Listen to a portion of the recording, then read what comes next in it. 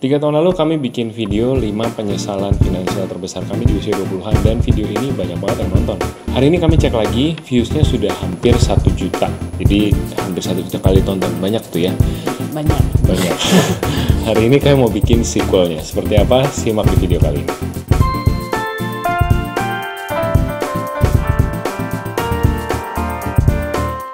Hai guys, welcome back to our channel. Kembali lagi di channel podcast Samuel dan Claudia. Gue Samuel, ini istri gue Claudia. Kami pasangan suami istri kantoran dalam perjalanan memaknai financial independence. Di channel ini kalian temukan video-video seputar karir, keuangan, adulting, dan topik-topik menarik lainnya. Jadi kalau kalian suka dengan channel ini, jangan lupa untuk share video ini, juga subscribe untuk support terus channel kami. Rasanya udah lama banget ya nggak syuting di rumah ini dan tidak menyapa pemirsa aja. Betul. Menyapa pemirsa. Kita... Ya saya sih iya ya kak. Betul. Kami banyak eksperimen tahun ini. Kami coba include tamu-tamu, guest speaker di dalam. Sebenarnya tadinya maunya sih sebulan 1 gitu. Cuman dalam eksperimen-eksperimen ini ada yang kayak mungkin kalau kalian perhatiin di bulan Maret ini tiba-tiba bulan Maret ya bener ya. Ya mungkin kalau kalian perhatiin 2 minggu terakhir ada videonya Joni sama Ida. Itu juga kebetulan lagi mau collab bikin event, terus dapat ide, kita rekam aja jadiin podcast live dan seterusnya. Ada ya mixed reviews ya, ada yang suka banget, ada yang juga mungkin merasa kangen dengan Kwasem dan Ciklau, format yang seperti ini, udah lama nggak lihat kalian gitu ya. Jadi mari kita bereksperimen bersama dan kita lihat video-video selanjutnya. Masih akan ada gestar lain. Oh my god! Tapi hari ini kami nggak mau ngebahas tentang itu, tapi kami mau bahas tentang regrets. 3 tahun lalu kami bikin satu video judulnya 5 penyesalan finansial kami di usia 20-an dan video ini viral. Hari ini kita mau sharing sebuah topik judulnya 5 money mistakes that we made in our 20s. 5 kesalahan keuangan yang kita lakukan di usia 20-an kami. Bahkan ini lebih viral dari video groceries yang 2,5 juta itu sekitar 0,5 juta. Ini 930.000 something, hampir sejuta gitu. Nah, kayaknya seru juga kalau view-nya hampir sejuta view. Banyak orang yang menyesal di internet sepertinya ya. Nah, kayaknya seru juga kalau kami bikin sequelnya, mengingat udah 3 tahun berlalu dan kami udah usia berapa Klau? Sekarang udah mid-30s ya. Mid-30s. Jadi kalau kemarin bikin video early 20s, hari ini bikin video early 30s. Apa saja yang disesali di usia 30-an kami. Ya, tapi bedanya waktu yang early 20s kita ngomongin spesifik tentang financial. Nah mungkin karena kita udah banyak bikin kesalahan pas early 20s di bidang financial, pas early 30s sebenarnya udah gak terlalu banyak penyesalan financial. Jadi kita gabung ya, penyesalan in general, secara umum, penyesalan hidup secara umum di early 30s. Oke. Yang pertama, penyesalannya adalah worry too much about having kids late. Jadi terlalu khawatir bagaimana nih apa yang terjadi dengan tubuh kami nanti ketika kami punya anaknya terlambat gitu ya. Karena memang dari awal terlambat dalam standar orang Indonesia ya. Betul. Jadi kami menikah di usia 25, kemudian kami secara sengaja memang menunda punya anak dan akhirnya punya anak di usia 30.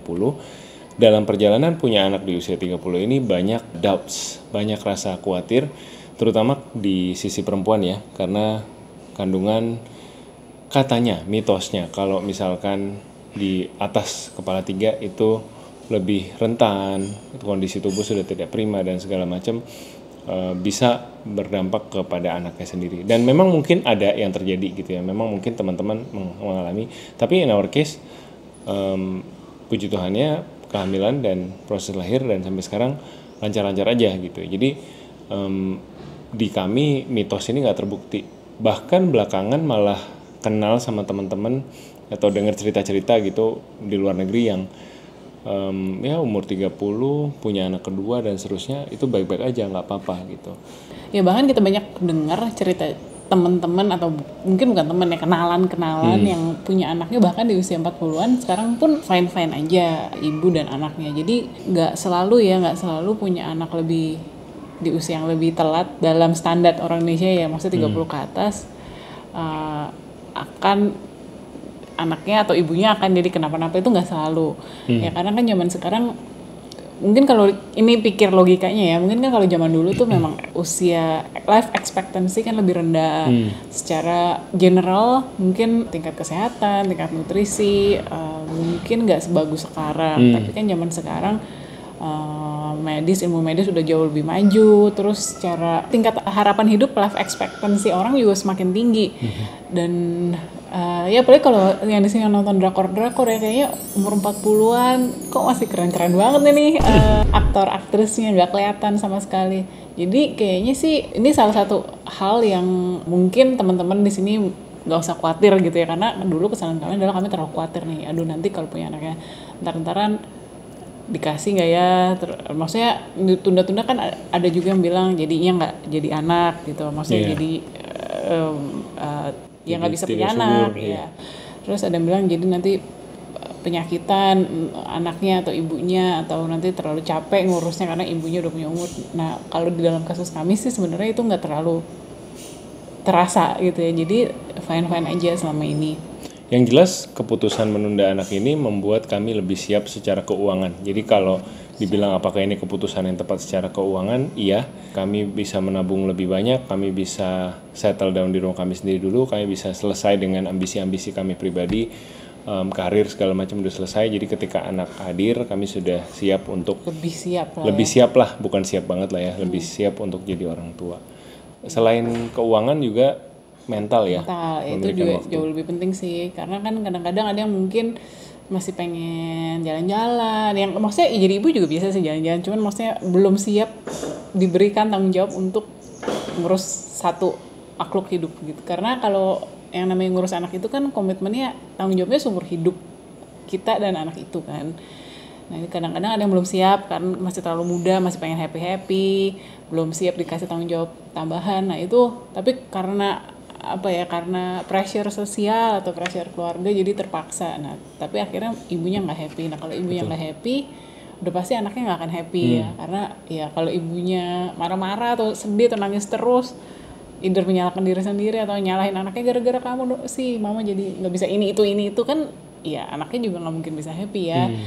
Nah salah satu benefit yang paling besar yang saya sendiri rasain dalam menunda punya anak itu adalah ya udah benar-benar siap, ngerasa udah cukup nih main-mainnya, udah cukup jalan-jalan yang mau jalan-jalan yang berdua aja sama suami itu masih udah puas gitu. Jadi pas sekarang ngurus anak, dan kebetulan kami memutuskan untuk ngurus anaknya juga sendiri kan, sekarang nggak ada pakai neni, nggak ada bantuan ya mertua orang tua in daily basis ya, tentunya nitip-nitip ada tapi jarang banget. Most of the time 90% kami ngurus berdua. Itu ngerasa udah lebih siap dan rela lah ya dalam membantang jawab baru ini. Kesalahan kedua adalah terlalu banyak belajar teori investasi dari literatur atau buku-buku luar negeri. Nah ini mungkin dirasa terutama di sekitar tahun 2019-2020, di mana aku pertama kali kenal sama FIRE movement, sama Financial Independence Retire Early movement, di mana di dalam FIRE movement di Amerika Serikat itu banyak banget yang invest di S&P 500 atau saham indeks Amerika Serikat. Jadi aku pikir mentah-mentah, oh ya udah seperti itulah juga aku akan invest ke indeks saham Indonesia.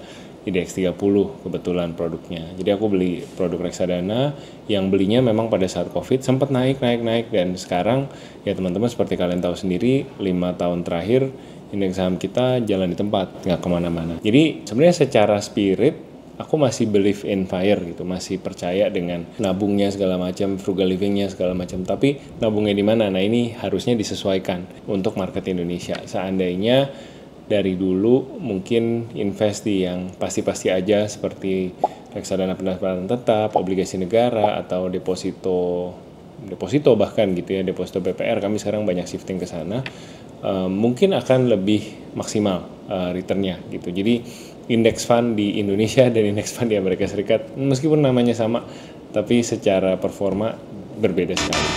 Gitu. Apakah Kosem dan Ciklo juga punya S&P 500?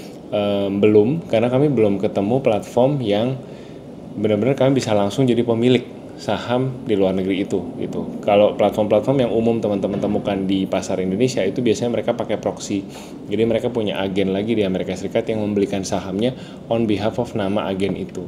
Jadi aku kepengennya yang langsung. Nah langsung itu kan berarti harus buka akun broker langsung di luar negeri. Nah itu belum ketemu caranya. Boleh kalau kalian ada yang punya share-share di kolom komentar di bawah karena kebetulan saat ini lagi nyari. Ya kira-kira gitu. Jadi nggak semua yang kita terima dari literatur khususnya luar negeri itu cocok diaplikasiin buat Indonesia sih. Tapi balik lagi kalau namanya investasi udah paling bagus sebenarnya diversifikasi ya apapun itu. Jadi memang sekarang ini yang lagi kami lakukan adalah berusaha merebalancing portfolio yang kayak tadi saya bilang dulunya berat di reksadana indeks saham dan saham. Nah ini pelan-pelan kami coba balancing nih, dibanyakin lagi di obligasi dan di deposito itu. Sambil ya itu cari-cari ya gimana caranya bisa ada account di luar negeri juga. Penyesalan yang ketiga adalah aku ngerasa kita beli mobil Eropa terlalu cepat. Jadi Mobil pertama ya? mobil pertama langsung mobil Eropa itu belinya kan si Tiguan ini udah tahun ke-7 kita pakai. Jadi belinya itu pada saat umur berapa? 2018. 2018. Umur 29. Umur 29. Sebenarnya umur 29 late 30s manager ya bisa debatable lah ya. Ada juga sih yang beli si mobil Eropa gitu. Cuman aku tuh sempat di awal-awal bersama dengan si mobil Eropa ini ngerawatnya tuh nggak ngerti gitu, ngerawatnya nggak ngerti, jadi pakai bensinnya sembarangan, sempet terus pergi servisnya ke bengkel resmi terus gitu ya, jadi ya boncos gitu secara dompet, keluar uang banyak sekali, segala ganti parts apa segala macam tuh merem aja gitu, nggak dipikirin ini bisa nggak ya di servis, ini bisa nggak ya cari komunitas gitu. Dan mungkin juga kenapa sampai baru sekarang ketemu komunitas, karena komunitasnya emang baru ada. Jadi sekarang aku join satu komunitas pemilik mobil Tiguan tahun 2014 namanya tiguaners.id. Ini memang baru ada kayaknya setahun terakhir gitu komunitasnya. Sebelum-sebelumnya nggak ada. Jadi kayak ya untung-untungan, nyari bengkel yang bagus, coba-coba sendiri deg-degan, nggak ada rekomendasi gitu. Jadi mungkin seandainya aku punya mobil Eropanya lebih terlambat, lebih nanti dulu di saat aku udah kayak mungkin ngerasain ngerawat dulu mobil Jepang gitu ya. Ya mungkin secara keuangan akan lebih banyak duit yang bisa di-save lah gitu dari ngerawat mobil ini. Iya. Jadi sebenarnya yang salah bukan salah ininya ya, mobilnya sebenarnya, tapi yang salah adalah lompatnya terlalu tinggi karena sebelumnya itu benar-benar kami nggak punya mobil sendiri. Sempat punya mobil keluarga lah ya, ada mobil keluarga tapi itu mobilnya juga mobil Jepang. Terus Sam juga punyanya sebelumnya motor, jadi benar-benar nggak ngerti cara ngerawat mobil. Nggak usah ngomong mobil Eropa lah ya, mungkin secara parts itu lebih mahal atau mungkin ada teknik-teknik perawatan khusus. Tapi maksudnya kita lompatnya tuh jauh banget gitu, nggak yang kita mobil yang ini dulu kali ya, mobil yang LCGC dulu kali ya, atau abis itu mobil Jepang pelan-pelan yang lebih bagus, baru mobil Eropa kan maksudnya udah ngerti stepnya gitu, atau udah nggak kaget harus servisnya seperti apa, ganti olinya kayak gimana. Tapi ini kesalahannya adalah lompatnya tuh terlalu cepat. Tapi ya sekarang mobil ini tetap masih kami miliki, masih kami rawat, masih kami pakai, dan mungkin cara aku kali ya compensate untuk kesalahan ini adalah ya udah kita beresin di mobil, udah bertahun-tahun rawatnya di bengkel resmi, ya udah kita pakailah sampai maksimal gitu, mungkin sampai umur mobil di tangan kita mungkin 10 tahun atau lebih gitu ya, kita lihat sejauh mana si Tiguan ini bisa bertahan. Oke, yang keempat adalah membeli rumah terlalu cepat. Nah ini juga mungkin pro kontra kali ya, nggak 100% nyesel juga enggak gitu, karena ini mungkin backgroundnya sedikit, kami bangun rumah sendiri, jadi belinya tanah terus bangun rumah sendiri itu waktu kami umur 27 di umur 27 terus 28 rumahnya jadi, terus pindah tinggal sendiri. Nah ini kenapa memutuskan untuk beli rumah sendiri, maksudnya bukan nyewa aja gitu ya.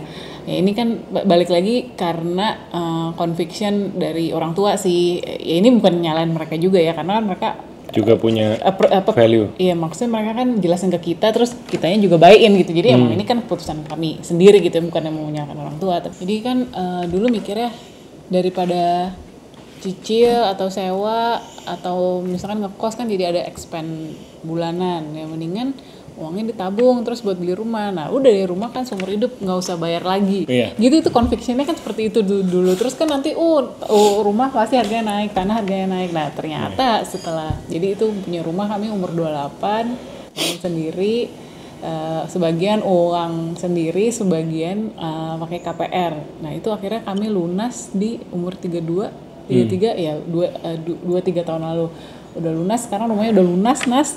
Nah tapi akhirnya sekarang tuh berasa jadinya kalau mau explore, kayak sekarang nih, kita kan tinggalnya di area Bintaro. Karena ternyata ketemu sekolah yang cocok di dia di daerah BSD. Ya sebenarnya nggak jauh-jauh banget sih, cuman ya lumayan lah.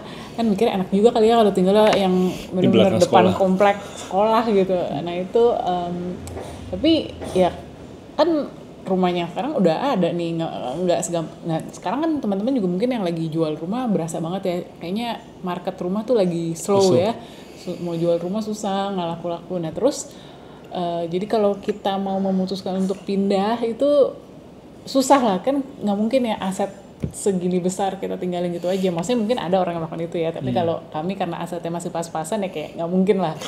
Nah terus udah gitu yang kedua juga tadinya yang mikir, oh ya kalau udah punya rumah ya udah selesai nih one time payment.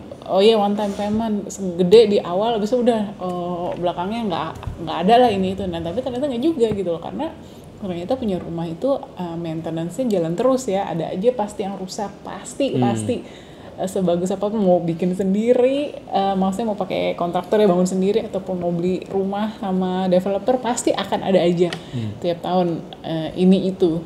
Jadi apakah kos beli rumah sendiri sama sewa itu jadinya mana yang lebih murah gitu kan ya? Nah kalau itu jadi balik lagi tergantung lifestyle kalian dan mau kemana nih hidupnya dibawa. Karena kalau dengar cerita teman-teman yang sampai hari ini nggak beli rumah, yang sewa-sewa pun juga banyak, dan ternyata buat mereka tuh justru jauh lebih praktis karena ya nggak ribet, mau pindah kemana pun ya udah tinggal selesai sewanya, bisa ntar tinggal sewa rumah yang baru, terus kalau ada kerusakan apa tinggal telepon landlord, taunya beres, nggak pusing. Dan kalau dihitung-hitung secara kos juga, ya ini mungkin again balik lagi ya, tiap daerah kan beda-beda. Ini mungkin ada temanku pas banget minggu lalu baru cerita dia punya rumah di Pik 2 ya, kalau nggak salah dia beli berapa ya, dia bilang 4M atau 5M, tapi kalau di sana mau sewa sekarang tuh cuma 50-an juta katanya ya. Makanya ini juga nggak tahu ya, maksudnya kan ya pasti banyak inilah ya, rumahnya baru apa tua, di komplek mana, jauh nggak apa nggak, di dalam banget apa gimana gitu, aksesnya susah apa enggak. Nah ini pasti kan banyak lah faktornya, banyak variabel ya. Tapi in general misalkan kalau kita bisa happy dengan rumah yang harganya 50-60 juta per tahun, tinggal 10 tahun itu baru 500 juta loh. Ya nggak tahu deh itu balik modelnya kapan, iya kan, kalau berapa misalkan generasi kamu beli dulu rumah yang 2M, 2,5M, berarti kalau beli 2M aja mungkin berarti itu bisa tinggal di rumah itu 40 tahun kan. Iya 40 tahun kan udah pasti rumahnya udah harus di refurbish lagi besar-besaran gitu kan, apalagi kalau pakai kayu-kayu pasti renov besar-besaran. Nah jadi ya ini balik lagi sih ya ke masing-masing, tapi mungkin kalau ditanya regrets-nya di early 30s ya itu kali ya, mungkin kita mikirnya ya nggak usah buru-buru beli rumah juga nggak apa-apa kali ya, sewa dulu, ternyata nggak masalah juga, malah lebih relax, praktis. Ya. Iya. Banyak juga perubahan hidup yang, karena kami dulu pikir tuh hidup selesai akan settle setelah menikah gitu, kayak udah menikah bersama pasangan yang tepat udah settle down di situ sampai hari tua. Ternyata enggak, ternyata kita sebagai manusia tuh masih ada chapter-chapter baru yang dibukakan di usia 30-an, 40-an, 50-an masih ada gitu. Kalau ngelihat teman-teman kami juga, oh seru juga ya, mereka udah usia mungkin 50-an baru take up olahraga baru, ada hobi baru, ketemu teman-teman baru gitu. Terus juga kami sekarang yang aku sih lagi laluin kayak kepengen juga ya nanti Hana udah agak gede, kami pindah ke luar negeri, kami coba start new life overseas, penasaran gitu. Jadi ya rumah itu akhirnya jadi apa ya? Karena kalau ditinggal gitu aja ya, tadi yang kalau bilang it's too much of a capital yang sayang gitu kan kalau kita lepasin itu aja. Tapi kalau kita mau jual juga nggak segampang itu, kita mau sewain juga nggak seuntung itu. Jadi akhirnya ya udah mau nggak mau jadi ya udahlah kita pakai aja dulu gitu. Memang ini tidak merugikan atau gimana, cuman it somehow jadi kayak faktor pemberat gitu. Kita mau terbang, ini ada pemberat yang membuat kita terbangnya nggak bisa terlalu jauh karena ada ini nih benda ini yang harus kamu urus di sini gitu. Jadi teman-teman yang mungkin ya lagi mikirin mempersiapkan hidup early 20s, early 30s ya maybe this is something you can think about juga. Apakah rumah itu membantu journey kalian atau malah kayak ya udah ini aksesoris aja gitu, cuman dulu tempat gue tidur doang. I don't mind renting, I don't mind staying in tempat yang bukan kayak ya udah ini asal tidur aja gitu, asal tinggal aja gitu. Something you guys can think about. Jadi kepikiran ya sebenarnya. Jadi kan tadi yang poin 1 soal worry too much about having kids late sama worry too much not buying home early.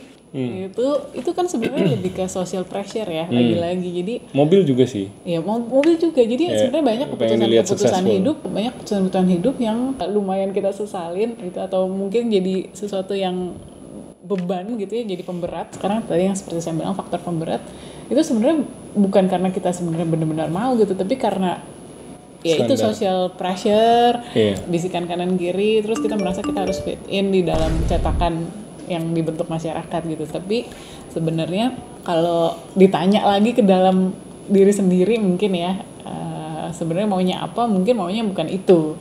Gitu. Jadi ya ini juga sebenarnya suatu challenge ya, namanya hidup bermasyarakat, apalagi di negara yang komunal dan sangat kekeluargaan gitu ya, semuanya berasa keluarga, tetangga berasa keluarga gitu ya, ibu-ibu kompleks sebelah kalau ketemu cuma seminggu sekali senam bareng berasa keluarga, semuanya berasa keluarga. Jadinya kita juga jadi ngerasa ada pressure untuk fit in gitu ya di dalam norma-norma kekeluargaan itu. Ya itu lagi-lagi tentunya pasti ada pro dan kontra, tapi ya mungkin ini kali yang bisa dipetik kalau teman-teman ingin membuat suatu keputusan yang besar, terutama ya besar maksudnya secara ya life changing decision kayak punya anak gitu kan, atau yang membutuhkan capital yang besar kayak beli rumah, beli mobil, itu mungkin bener-bener dipikir lagi, coba di quiet down lagi semua bisik-bisikan itu ya, dan tanya lagi ke diri sendiri sebenarnya yang aku mau itu apa, yang aku butuh itu apa.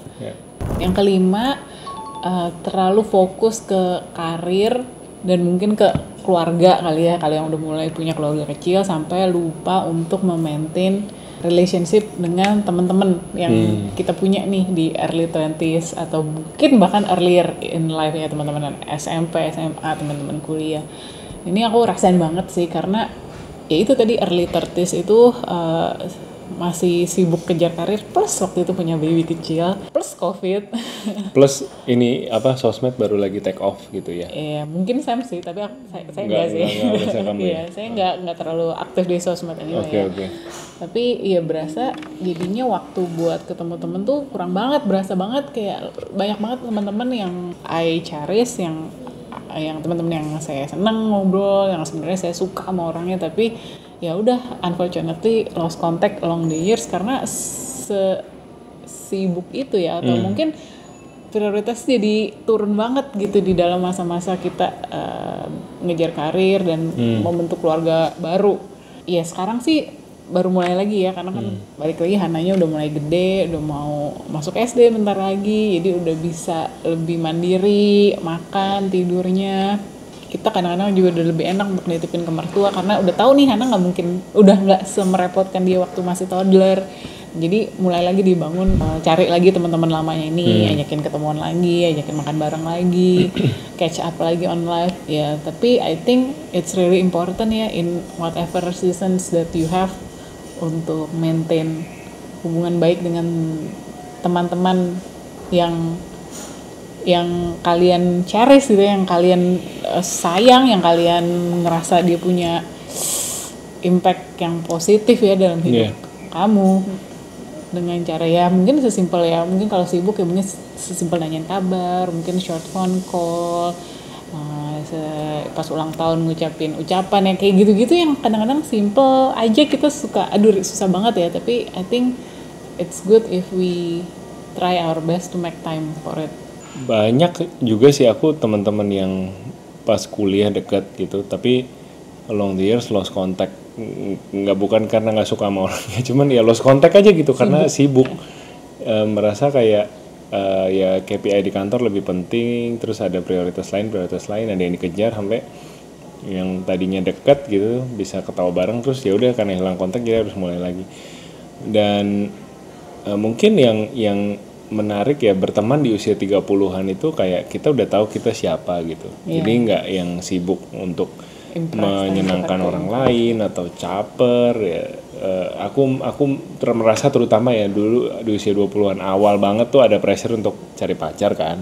Jadi kayak aku harus terlihat certain way, aku harus dress up certain way, aku harus nggak boleh salah ngomong nih, harus jaim. Kalau sekarang usia 30-an ya udah mau minum habis pulang kantor atau ada waktu mau jalan kemana gitu ya kalau dia nggak ada ya udah cari teman yang lain atau pergi sendiri pun nggak apa-apa gitu. Waktu itu kan aku dapat tiket mau pergi ke pameran mobil, teman 1 bail, teman 2 bail, ya udah gue pergi sendiri aja gitu, kayak kayak ondel-ondel jalan aja sendiri gitu lihat mobil gitu.